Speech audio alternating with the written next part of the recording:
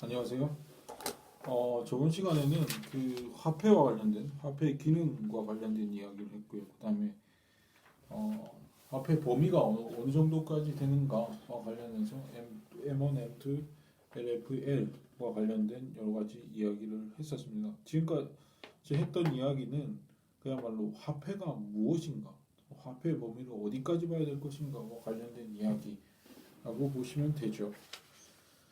자, 그러면 지금 이번 시간에는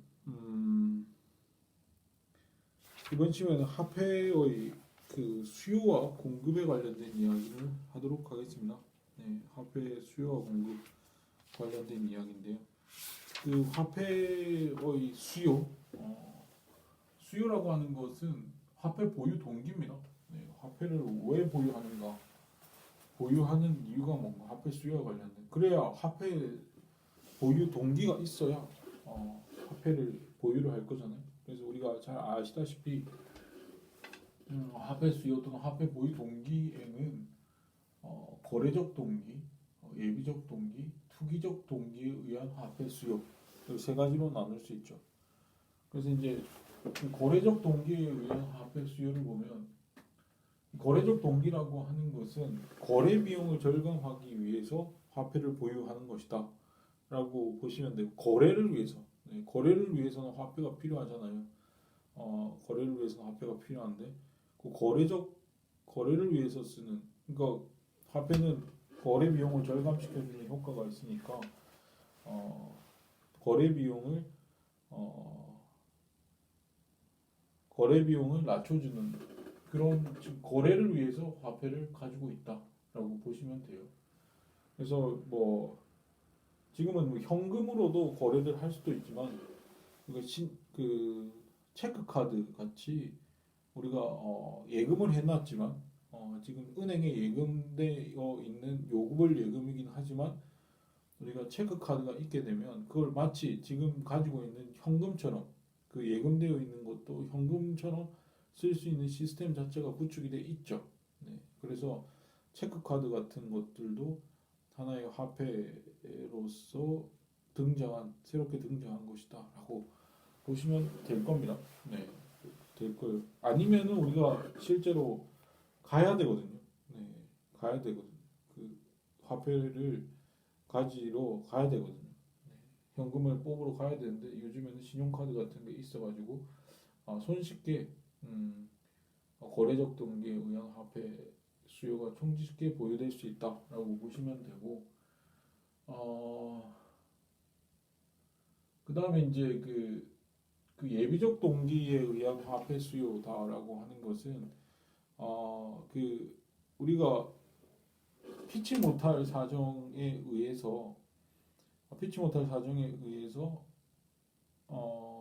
화폐를 가지는 경우도 있잖아요. 네, 화폐를 가지는 경우도 있는데 그럴 경우에 우리가 그 가지게 되는 화폐 수요입니다. 네, 화폐 수요. 피치 못할 예측 불가한 상황들이 언제든지 발생할 수 있죠. 내가 질병에 걸리거나 또는 사고를 당했을 때 목돈이 필요하잖아요. 예, 목돈을 마련하기 위해서 어느 정도 저축을 해둔다라고 했을 때 그때 필요한 예비적 동기 예컨대 우리가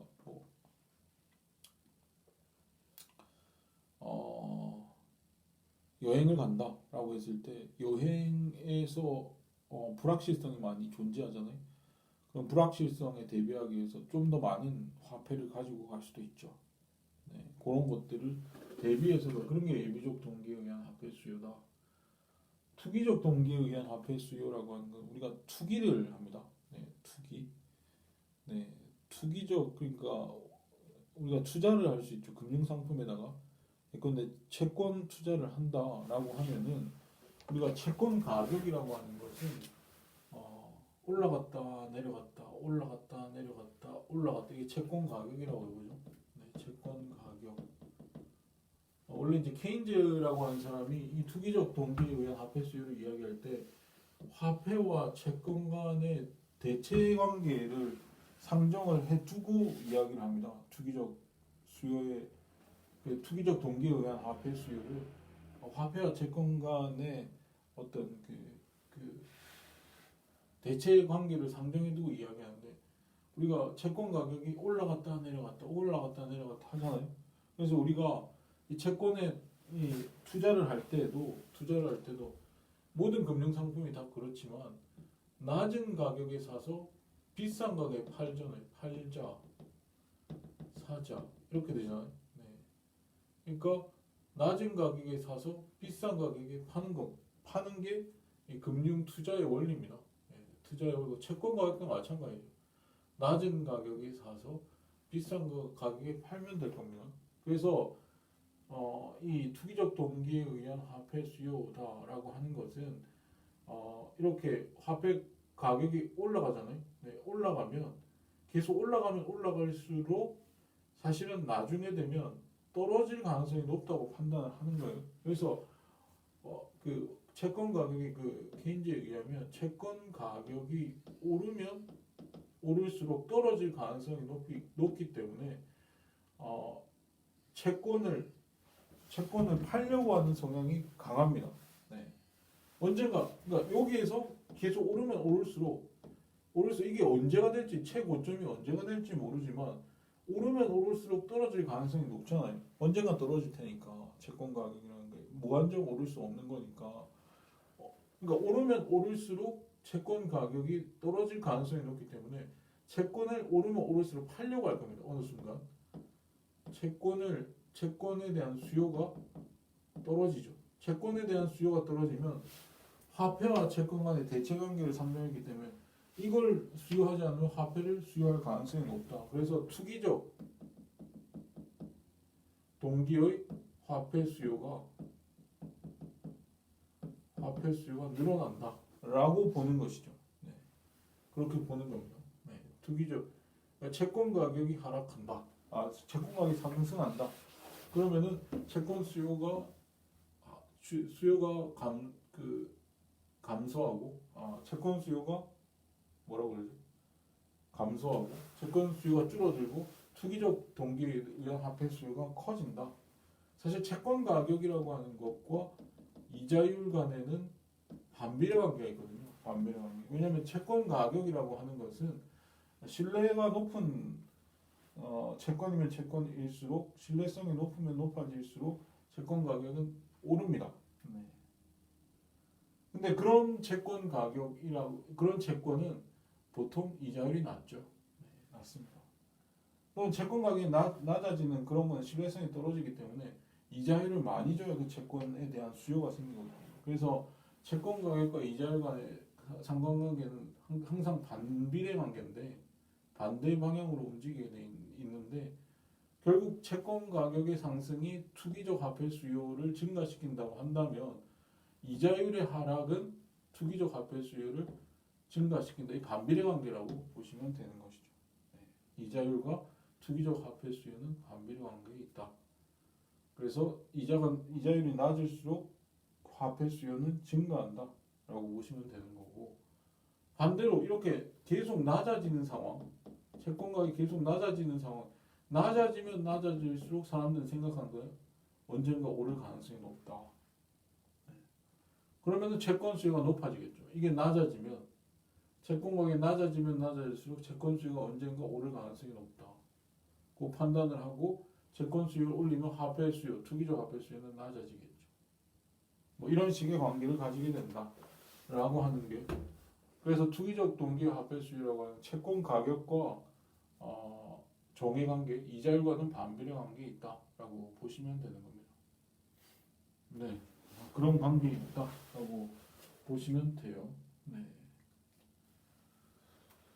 자, 그렇게 해서 이제 우리가 화폐 수요와 관련된 이야기를 했었습니다. 그래서 화폐 수요와 관련해서 아까 우리가 화폐 수요를 이렇게 그릴 때 화폐 수요, 화폐 양이랑 제로, 이자율 이렇게 했잖아요. 네. 이자율 이렇게 했습니다. 그래서 이렇게 화폐 수요가 이렇게 우하향하는 걸로 그려지는 이유는 투기적 동기의 화폐 수요가 이자율과 반비례 관계에 있기 때문에 이런 거예요. 이게 화폐 수요량이라고 한다면 이자율과 화폐 수요량이 반비례 관계로 그려지는 이유는 이자 그 투기적 화폐 수요가 이자율과 반비례 관계에 있기 때문에 그렇다라고 보시면 돼요. 여러분들 거시경제에서 배웠겠지만 거래적 동기의 화폐 수요라고 하는 것은 또는 예비적 동기의 화폐 수요라고 하는 건 이자율과 별로 상관이 없어요. 상관관계가 없고 그 케인즈에 의하면 투기적 화폐 수요에 의해서 이자율과 화폐 수요가 반비례 관계가 성립하게 된다라고 그렇게 설명을 하고 있죠. 자, 그렇게 해서 이제 우리가 화폐 수요와 관련된 이야기는 화폐 보유 동기와 관련된 이야기를 할 수 있다라고. 물론 여러분들이 이미 충분히 숙지를 하는 상황이다라고 보지만 높아심에 한번 이야기를 해봤습니다. 그 다음에 이제 화폐 공급과 관련된 이야기도 마찬가지인데 화폐 공급량에 영향을 미칠 수 있는 경우의 수는 이렇게 여러 가지가 있습니다. 중앙은행, 은행, 민간은 우리들이죠. 네, 우리들. 그 다음에 정부에 의해서 화폐 수요량이 화폐 공급량이라고 하는 것이 결정이 된다. 특히 이제 화폐 공급량은 주로 중앙은행과 은행에 의해서 화폐 공급량이 결정이 됩니다. 네, 화폐 공급량이 결정이 되게 된다라고 보시면 되죠. 중앙은행이 화폐 공급에 영향을 미칠 수 있는 것은 중앙은행의 현대 그 은행 체계라고 하는 것은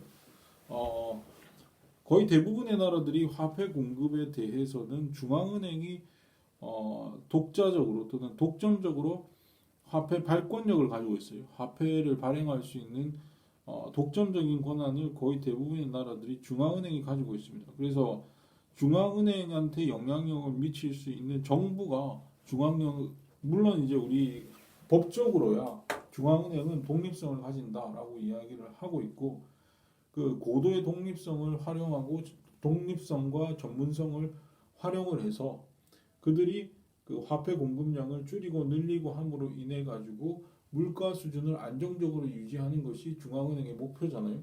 그래서 중앙은행의 목표는 물가 수준의 안정에 있다라고 볼 수 있는 거예요. 물론 이제 중앙은행이 그 고용과 관련된 것과도 연관관계를 가지고 있죠. 네, 고용. 그 물가 수준과 고용 간의 관계가 우리가 필립스 곡선 이야기를 여러분들이 이해를 할 수 있습니다만은 그런 대체 관계에 있기 때문에 고용과 관련된 것도 그 중앙은행이 의식을 하지만 고용 수준과 관련된 것도 의식을 하지만 한국은행 또는 중앙은행의 주 목표는 바로 그 물가 안정을 최우선 과제로 삼고 있다는 것이죠.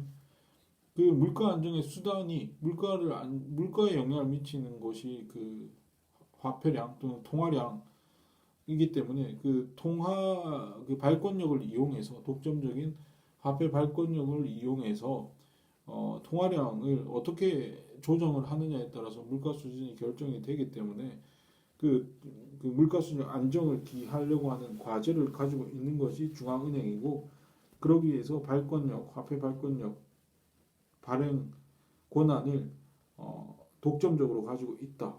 대부분의 나라들이 지금 중앙은행 제도라고 하는 것을 가지고 있죠. 물론 아닌 데도 있습니다. 뭐 스코틀랜드나 홍콩 같은 곳에서는 중앙은행이 없습니다. 예, 중앙은행이 없고 화폐 법정 통화라고 하는 것을 민간은행이 발행을 하는 경우도 있긴 합니다만은 거의 대부분의 나라들이 중앙은행 제도를 가지고 있고 그 중앙은행이 발권력을 독점하고 있다. 뭐 홍콩 같은 나라는 뭐 중앙은행이 없죠. 중앙은행 제도가 없습니다. 그래서 이제 세계 민간은행이 화폐를 발행하고 그들이 경쟁하는 체제입니다. 화폐 발행과 관련해 화폐 공급과 관련해서 서로 경쟁 체제에 있고 시장에 의해서 화폐량이 그 경쟁 체제 시장 경쟁에 의해서 화폐량이 결정되는 그런 구조로 돼 있습니다. 네, 돼 있는데 중앙은행이 독자적으로 결정하도록 만든 나라랑은 좀 다르죠. 네. 어쨌든 중앙은행 제도가 우리나라에 있는데 발권력을 독점하고 있다라고 보시면 되고, 그래서 요걸 통해 가지고 화폐 공급량이 결정됩니다. 그래서 중앙은행이 발행하는 그런 통화를 본원 통화라고 우리가 보통 부르고 있잖아요. 네. 그리고 화폐 발행에 영향을 미치는 것이 은행입니다. 은행은 신용창조 기능을 가지고 있거든요. 네, 신용창조. 그러니까 뭐 중앙은행이 어,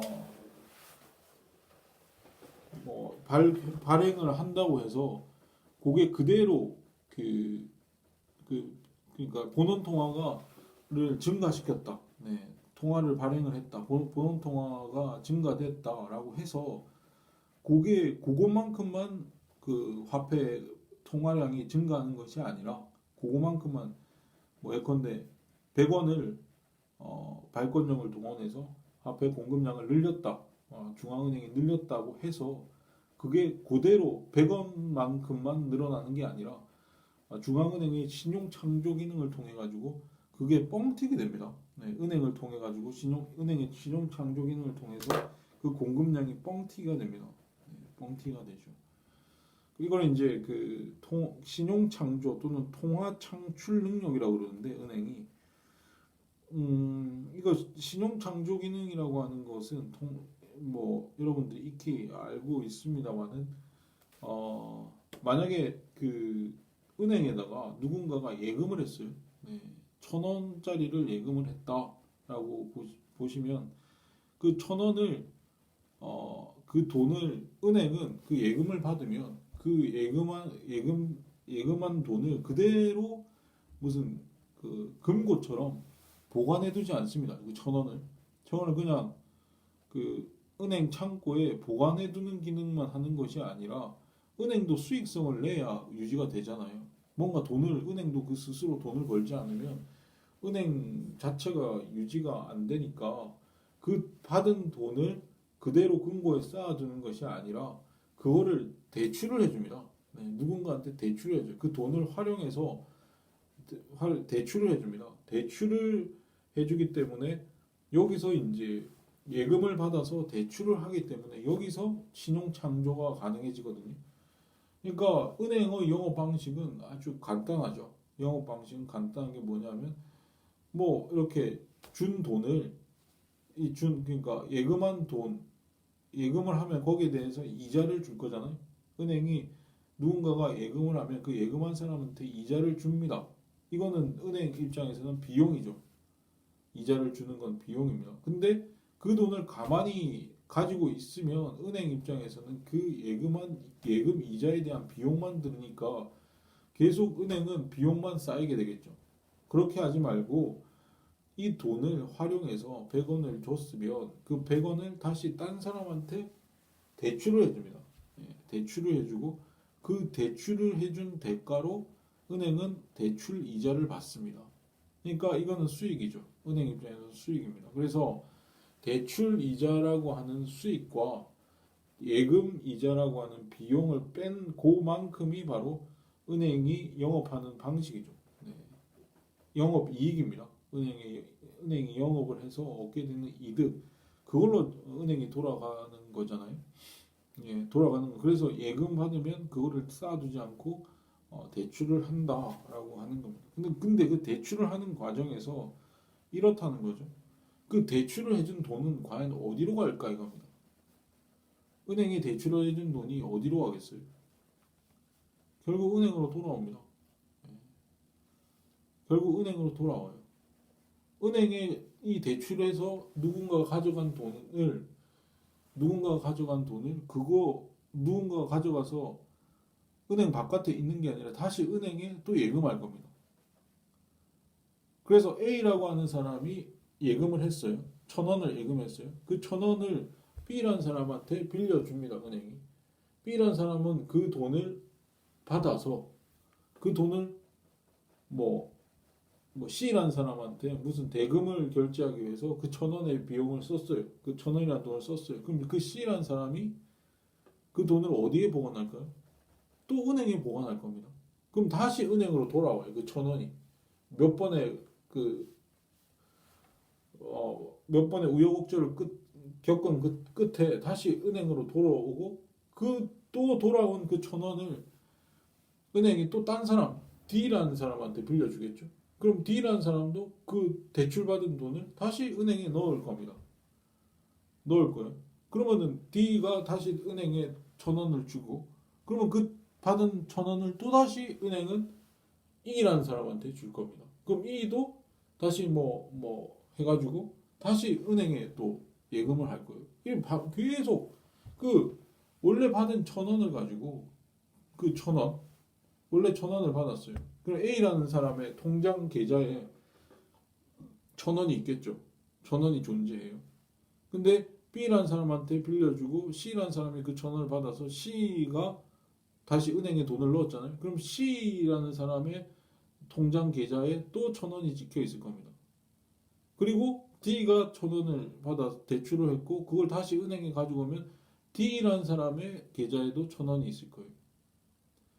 그 다음에 그 1,000원을 다시 E라는 사람한테 주면 그 E라는 사람이 다시 은행에다가 그걸 대출한 돈을 예금을 해둔다고 하면은 E 계좌에도 1,000원이 찍혀 있을 거예요. 그러니까 이건 다 똑같은 돈이거든요, 사실. 1,000원이라는 돈이 뻥튀기가 된 겁니다. 계좌에 적혀 있는 거를 다 합해 보니까 결국 A, C, D, E 4,000원, 1,000원이 4,000원으로 뻥튀기 된 거잖아요. 이게 신용창조라고 하는 겁니다. 이런 과정은 무한히 반복될 수 있죠. E뿐만 아니라 다시 E가 예금한 돈을 다시 F한테 빌려주면 또 F가 또 예금을 하게 되면 F 계좌에 또 1,000원이 되고 그 다음에 F가 또 F의 돈을 받아서 또 은행에 빌려주면 또 이렇게 되고 또 FG가 받게 되고 G가 또 그걸 무한히 신용창조가 될 수 있을 겁니다. 무한히 신용창조가 될 수 있다라고 하는 거예요. 그러니까 아까 이야기했던 걸 이야기해보면 이렇게 은행이 있어요. 은행이 있으면 은행이 A로부터 예금을 받았어요. 예금 그 1,000원이라고 하는 예금을 받았다 이 말이에요. 그러면은 여기에 은행에는 A라는 사람의 통장에 1,000원이 찍히겠죠. 1,000원이 찍힐 겁니다. 그러면 그 돈을 다시 이 은행은 B한테 빌려줘요. 대출을 해줄 겁니다. B한테 대출을 해줄 거예요. 대출을 해줄 겁니다. 그러면 B라는 사람은 C라는 사람한테 무슨 명목이든 대금을 지불했어요. 이 1,000원을. 이 1,000원을 이 1,000원이죠. 이 1,000원을 B한테 주고 그리고 C한테 줬어요. 그럼 C가 다시 은행에다가 1,000원을 꼽습니다. 1,000원을 꼽습니다. 그러면 C 계좌에 1,000원이 찍히게 되겠죠. 1,000원이 찍힙니다. 그럼 그 받은 돈을 다시 은행이 D한테 줍니다. D한테 주면 D도 이 대출받은 돈을, 이 1,000원 돈을 다시 은행에 넣어놓을 거란 말이에요. 보관을 하기 위해서. 그럼 다시 1,000원이 D라는 사람이 다시 D 계좌에 1,000원이 또 이렇게 될 겁니다. 그 받은 또 돈을 은행이 또 E라는 사람한테 대출을 해줍니다. 대출을 해주면 다시 E가 그 대출받은 돈을 은행에 보관하겠죠. 그러니까 E라는 사람도 1,000원 이 계좌에 1,000원이 찍힐 겁니다. 그러면 이 1,000원이라는 돈은 똑같은 돈이에요. 사실 A가 예금을 한 돈이 계속 주임 이렇게 몇 사람을 겹치면서 들어갔다 나갔다 하면서 또 이거 대출해주면 계속 이런 과정이 반복되면서 1,000원짜리 돈이 무한대원으로 될 수가 있죠. 이게 신용창조의 과정이다 라고 볼 수 있어요. 그러니까 지금 이까지만 해도 처음 1,000원이 지금 4,000원이 됐잖아요. 그러니까 1,000원이라는 돈이 4,000원으로 4배로 뻥튀기 됐다라고 보시면 되는 거죠. 이게 신용창조의 은행의 신용 창조 기능입니다. 네. 근데 이 은행은 여기서 말하는 예금은행을 말해요. 네. 요구불 예금을 지급할 수 있는 은행을 우리가 예금은행이라고 그러거든요. 이건 요구불 예금을 지급하는 은행을 우리가 예금은행이라고 그러는데 그 요구불 예금을 지급하는 은행들은 이런 신용창조 기능을 가질 수 있습니다. 네, 우리 나중에 이제 한국의 금융기관을 이렇게 분류하게 되는데 그 분류법에 의하면 이 예금은행, 요 은행은 예금은행입니다. 요구불 예금은행이 아닌 거는 요구불 예금을 우리 지급할 수가 없거든요. 그 요구불 예금을 받을 수 있는 그런 은행들에서는 이런 신용 창조 기능을 할 수 있는 능력이 있다라고 보시면 됩니다. 그러니까 이 중앙은행이 발권력을 동원해서 통화량을 뭐 1,000원 증가시켰다고 하더라도 그 1,000원이 다시 은행에 들어가서 신용 창조 과정을 거쳐서 이런 식으로 뻥튀기 된다 이겁니다. 이런 식으로 한다면 무한대로 뻥튀기 될 거거든요. 예. 통화량이 무한대로 뻥튀기. 근데 무한대로 뻥튀기 되지 않죠. 왜냐하면 정부가 규제를 해놓습니다. 예, 정부가 뭘 하냐면 그 지급 준비율 제도라고 하는 게 있습니다. 지급 준비율을 정해놓습니다. 그거를 이제 법률에서 법적으로 정한 지급 준비율이라고 하는 게 있습니다. 그러니까 이렇게 그 예금을 받아서 이런 은행들이 예금을 받아가지고 할 때 그 예금에 비해서 그 은행이 받은 예금 중에 일부는 예금 중에 일부는 은행이 금고에다가 은행 창고에 보관하든 뭐 한국은행에 보관을 하든 어디에다가 보관을 하든 일정 비율만큼은 보관을 해둬야 됩니다. 네, 보관을 해둬야 돼요. 그래서 예금을 뭐 1,000원을 받았다 그러면 그 중에 일부는 은행에 예치를 해두고 나머지만 대출을 해줄 수가 있어요. 네, 나머지만 대출을 해줄 수 있다. 라고 전체 은행이 가지고 있는 전체 예금 중에 몇 퍼센트 즉 법정 지급 준비율 몇 퍼센트는 은행에 남겨두고 이렇게 대출을 해줄 수 있다 이거죠. 왜 그렇게 하냐면 나중에 누가 찾으러 오면 예금자가 이건 요구불 예금이라고 하는 거는 요구하면 언제든지 지불을 해야 되는 그런 예금이기 때문에 누가 찾아오면 그걸 내줘야 되잖아요. 내줘야 되는데 그걸 내줄 수 없으면 그거는 은행 파산이거든요. 네, 은행이 파산하는 겁니다. 그렇기 때문에 부도가 나는 거죠, 은행이. 그렇기 때문에 그런 거를 방지해주기 위해서 정부가 법적으로 지급 준비율 제도라고 하는 것을 마련을 해서 법정 지불 준비율을 정해놓고 있다. 우리는 요구불 예금은 7%예요. 이게 요구불 요금에 대해서는 법정 지급 준비율이 7%입니다. 네. 어떤 예금이냐에 따라서 다 다릅니다. 만기가 길면 길수록 이 법정 지급 준비율은 내려가겠죠. 네. 내려가서 우리가 평균적으로 우리나라의 법정 지급 준비율은 한 3%, 평균적으로 한 3% 정도 돼요. 요구불 예금이 제일 높겠죠. 언제든지 줘야 되기 때문에 저거는 조금 지급 준비율이 커야 될 겁니다. 그래서 7%로 정해놓고 있다. 우리나라 같은 경우에는 요구불 예금에 관련해서 뭐 만기가 좀 길면은 그 법정 지급 준비율이 낮아지거든요. 그래서 평균적으로 한 3% 정도 된다라고 보시면 됩니다.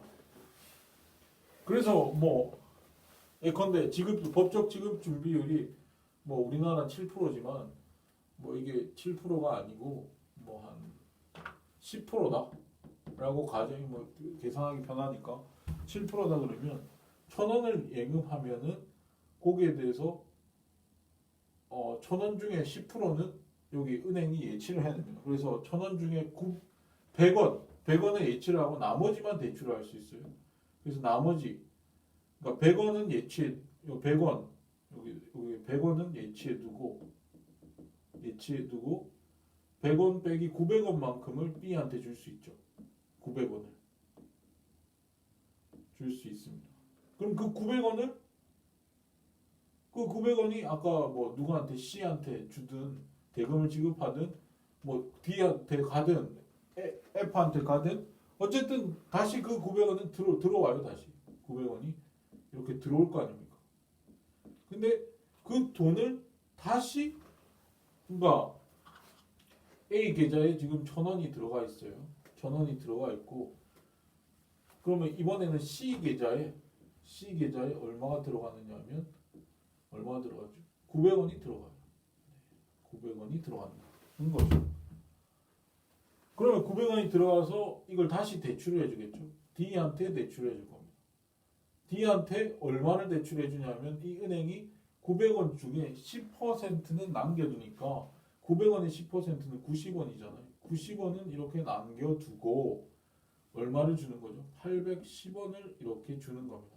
810원.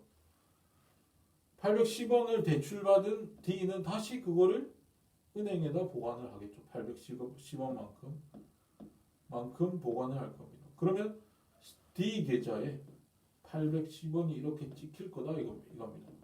810원이 찍힐 거다. 그러면 다시 그거를 대출을 해줄 때 은행은 810원의 10%인 얼마죠? 810원의 10%면 8.1원이죠. 8.1원을 10% 8.1원을 빼고 다시 빌려줄 수 있겠죠. 이렇게 계속 빌려줄 수 있을 겁니다. 빌려주고 다시 받고 빌려주고 또 받고 이런 식의 반복을 하겠죠. 그러면 이런 식으로 신용창조가 일어나게 됩니다. 신용창조가 일어나게 되고 이건 무한대로까지는 갈 수 없겠죠. 무한대로까지는 갈 수 없고 어느 순간에는 제로가 된다라고 하는 거죠. 제로가 된다라고 하는 거고 그래서 신용창조가 돼서 우리가 맨 처음에 1,000원이 나중에는 이게 지금 10%씩 차감해서 이렇게 쌓이는 거니까 이거 등비 수열이죠. 이걸 다 더하면 쭉 다 더하면 신용창조가 얼마나 일어나는지 알 수 있잖아요. 그래서 이걸 다 더하면 결국에는 이게 등비 수열의 합이 될 텐데 합은 어떻게 되느냐? 등비 수열 합을 계산해 보면 결국에 이 뻥튀기 되는 돈은 요 법적 지급 준비율과 관계가 있겠죠. 그래서 이걸 얼마나 몇 배나 증가하느냐는 이 법정 지급 준비율에 의해서 결정이 될 텐데 그 계산을 해보면 이 1,000원이라는 돈이 얼마나 뻥튀기 되냐면 R분의 1, 이 법정 지급 준비율을 이걸 R이라고 하면 R분의 1만큼 뻥튀기가 됩니다. 이걸 이제 통화승수라고 그러거든요. 통화승수라고 하는. 그래서 지금 법정 지급 준비율 예컨대 10%다. 10%다 그러면 여기다 10% 적어주면 됩니다. 10% 0.1이죠. 그럼 이 값 자체가 10이 됩니다. 10배. 그러면 1,000원이 나중에 이거 다 더하면 끝까지 더하면 10배 뻥튀기 돼서 10,000원이 된다 이겁니다. 이게 통화 공급량이 10,000원으로 뻥튀기 되는 거예요. 애초에 1,000원이 들어왔다 그러면 그게 10,000원이 되는 거죠. 10,000원이 되는 거. 또는 뭐 이게 7%다. 그러면 7이면 0.07 아닙니까? 0.07. 이걸 계산해 주면 되는 거죠. 10배보다는 많겠죠. 그래서 이 지급 준비율이 낮으면 낮을수록, 즉 R이 낮으면 낮을수록 어떻게 된다? 통화량은 더 증가를 하게 된다라고 볼 수 있는 것이죠. 신용 창조가 많아지니까 신용 창조가 많아지니까 그렇게 된다라고 보시면 돼요. 자, 그렇게 해서 우리가 그 중앙은행이 그냥 발권력을 동원해서 본원 통화를 늘리게 되면 통화 공급량이 늘어나는 건 맞죠. 네, 통화 공급량이 늘어나는 건 맞고, 근데 그걸로만 공급이 되는 게 아니라 그 은행의 신용 창조 기능을 한 번 더 거칩니다. 네, 거쳐서 결국에는 화폐 공급량이 결정이 되게 된다라고 하는 겁니다. 그래서 이왕에 중앙은행이 발권력을 동원해서 본원 통화량을 증가시킬 때 이미 은행들이 얼마나 신용 창조를 할 것인지를 미리 계산을 해서 미리 계산할 수 있겠죠.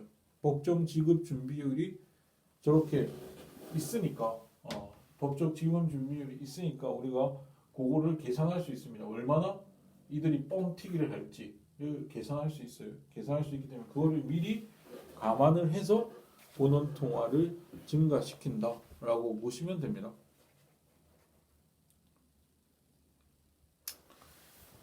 그래서 주요한 화폐 공급량에 영향을 미칠 수 있는 주요한 주체는 결국 중앙은행이랑 은행 두 가지가 있다라고 보시면 되는데, 사실 민간도 민간과 정부도 그 통화량에 영향을 미칠 수가 있어요.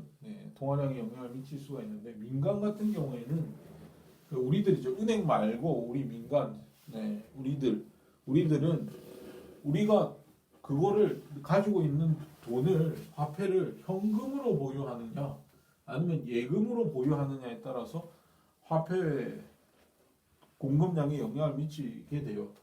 만약 민간에서 이거를 은행에 예금을 한다. 그러면 예금을 하는 순간 신용 창조 과정을 거쳐가지고 통화 공급량이 늘어납니다. 신용 창조 기능을 거치면서 또 화폐 공급량이 늘어나요. 근데 현금으로 보유하게 되면 신용 창조 기능을 할 수가 없죠. 신용 창조가 되지 않습니다. 그러니까 화폐 공급량이 늘어나지가 않아요. 그래서 민간에서 얼마나 예금을 그 화폐를 어떻게 가지고 있는가에 따라서 그러니까 화폐로서 얼마나 예금을 하느냐 아니면 현금을 보유하려고 하느냐에 따라서 화폐 공급량은 달라질 수밖에 없어요. 달라질 수밖에 없다라고 하는 것입니다. 은행에서 제대로 된 금리 또는 이자율을 쳐주지 않으면 민간에서는 제대로 예금해두려고 하지 않잖아요. 그걸 다른 데 투자를 할 수도 있습니다. 불법적인 곳에 투자를 한다든지 할 수도 있기 때문에 어떤 방식으로 그 민간이 화폐를 보유하느냐에 의해서도 화폐 공급량이 결정이 될 수 있다라고 하는 거고. 그 다음에 중앙은행도 화폐량에 영향을 미칠 수 있어요. 화폐 공급량에 영향을 미칠 수 있다라고 보시면 되는데, 중앙은행의 차입, 그러니까 정부는 세금을 걷어서 그거를 지출을 하죠. 정부 지출을 합니다. 세금을 걷어서 정부 지출을 하죠. 그래서 세금을 거둔 만큼 지출을 하면 이건 별로 달라지는 게 없죠. 화폐량에 영향을 미치지 않습니다. 세금을 거둔 만큼 그대로 돈을 쓴다라고 하면은 별 문제가 없는데, 정부가 화폐 공급량에 영향을 미치지 않는데, 만약 세금을 거둔 것보다 더 많이 쓰려고 한다면 어떻게 될 것인가? 정부가 더 많이 쓰려고 한다면 그거는 얘기가 달라지죠. 그래서 뭔가 정부가 그 예산을 짜서 미리 예산을 짜잖아요. 예산을 짜고 그 짠 예산을 가지고 돈을 쓰게 되는데, 그 예산이라고 하는 것의 근거는 결국 세금입니다. 세금이에요. 근데 세금보다 더 많은 돈을 쓰고 싶다. 그러면 어디서 빌려야 될 거예요, 정부도. 세금보다 더 많은 돈, 정부 지출을 하고 싶다라고 한다면 돈을 빌려야 될 거예요. 빌려서 돈을 뿌릴 겁니다. 정부도. 예, 빌려서 돈을 뿌릴 것이다. 그럼 어디서 빌리느냐? 빌리는 방법은 두 가지죠. 빌리는 방법은 두 가지입니다. 중앙은행으로부터 차입을 할 수 있거든요. 정부가. 그러니까 중앙은행이라고 하는 건 우리나라 같으면 이제 한국은행이 될 텐데, 정부의 은행이다. 중앙은행을 일컬어서 정부의 은행이라고 할 때, 그 정부의 은행이란 말은 중앙은행이 정부한테 돈을 빌려줄 수도 있어요. 네, 정부랑 거래를 합니다. 정부가 한테 돈을 빌려줄 수 있다라고 하는 겁니다. 그래서 중앙은행 차입을 할 수 있고, 공채를 정부가 발행을 할 수 있죠. 돈을 빌리기 위해서 정부가 발행하는 채권입니다. 그걸 공채라고 그러는데, 공채는 공채라고 하는 거는 정부가 발행하는 채권인데, 공채는 세 가지가 있죠. 세 가지가 뭐가 있냐면 국채, 지방채, 아까 이야기했죠. 공채, 지방채, 특수채라고 하는 게 있습니다. 아까 국채는 중앙은행이 발행하는 채권이고, 지방채는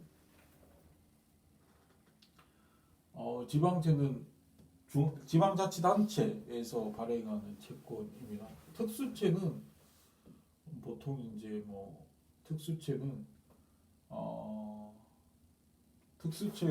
몇 가지가 있는데, 특수채에는 산업금융채권,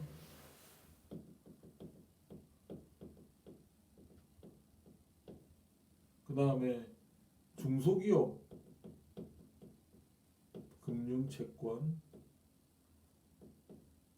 그 다음에 주택채권, 통화안정증권, 네, 요 세 가지가 있죠. 네. 이 산업금융채권은 누가 발행하냐면 산업은행이 발행합니다. 여러 가지 이제 그 산업 개발을 위해서 필요한 돈을 산업은행이, 산업금융채권이라고 하는 명목으로 산업은행이 발행을 하는 채권. 중소기업 금융채권은 중소기업이, 그러니까 이 특수채는 전부 다 정부가 보증하는 채권이에요. 정부 보증 채권입니다. 정부가 원리금을 다 보증해요. 네. 이 채권에 대해서 정부가 다 보증하는 채권입니다. 그래서 산업은행이 발행을 할 뿐이지, 이 발행된 채권에 대해서는 정부가 다 보증을 한다. 원리금 상환을 정부가 다 보증을 하는 채권이거든요. 중소기업 금융채권도 중소기업이 발행을 하는 채권인데, 이것도 정부가 보증을 하고 중소기업이 발행을 해요. 그 다음에 주택채권은 LH죠. LH가 발행하는 채권인데, 이것도 정부가 보증을 합니다. 통화안정증권이라고 하는 건 나중에 이야기하게 되겠지만, 이건 한국은행이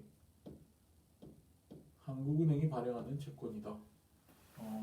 우리가 이제 통화량을 늘리고 줄이고 할 때 주로 하는 이게 이제 통화안정증권을 발행을 하거든요. 우리나라 국공채 시장이 국채 지방 이런 국채 시장이라고 하는 것이 아직 미비하기 때문에 통화안정증권이라고 하는 걸 통해서 우리가 통화량을 증가시키거나 감소시키곤 한다라고 보시면 됩니다. 자, 그래서 이제 그렇게 하든 이런 공채를 발행을 하게 되는데, 정부가 발행하는 채권 또는 정부 보증 채권이라고 볼 수 있는데, 이 공채 발행을 하게 되면 이 공채 발행에 대한 효과가 누가 이 공채를 매입하느냐에 따라서 그 효과가 달라지거든요. 네, 달라집니다. 그래서 공채 매입 주체가 예컨대 중앙은행이 매입을 할 수도 있고, 중앙은행이 매입할 수도 있고, 그 다음에 은행이 매입할 수도 있죠. 이 공채를 매입할 수도 있고, 그 다음에 민간이 매입할 수도 있습니다. 민간이 매입할 수도 있는데 중앙은행이 공채를 매입을 하게 되면 중앙은행이 공채 매입하는 거는 중앙은행이 그냥 직접적으로 정부한테 돈을 빌려주는 거랑 다르지 않죠. 똑같습니다. 효과가. 네, 똑같아요. 똑같습니다. 근데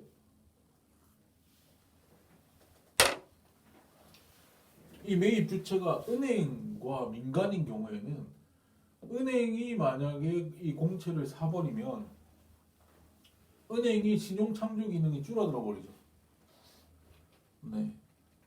가지고 있는 자기가 가지고 있는 돈으로 은행이 가지고 있는 돈으로 자기가 가지고 있는 돈으로 공채를 사버리니까 그 돈으로 만약 대출을 해줄 수 있었다면 그 대출 여러 번의 대출 과정을 통해서 신용 창조가 발생을 해가지고 통화 공급량이 늘어날 수 있었는데 그러지 못하게 되는 거죠. 그렇지 못하게 되니까 그만큼은 통화 공급의 저해 요인으로 통화 공급량이 늘어나는 데 있어서의 제한되는 요인으로 마이너스 요인으로 작용을 하게 되죠. 그래서 그냥 중앙은행 차입이나 중앙은행에 의한 공채 매입은 사실 신용창조 기능이하고는 상관없어요.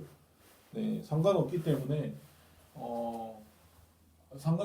이거는 그냥 만약에 그 정부가 돈을 빌릴 때 1,000원을 빌렸다 했을 때 그 1,000원을 빌려가지고 그대로 그걸 시중에다가 통화 공급량으로 풀 수 있겠죠.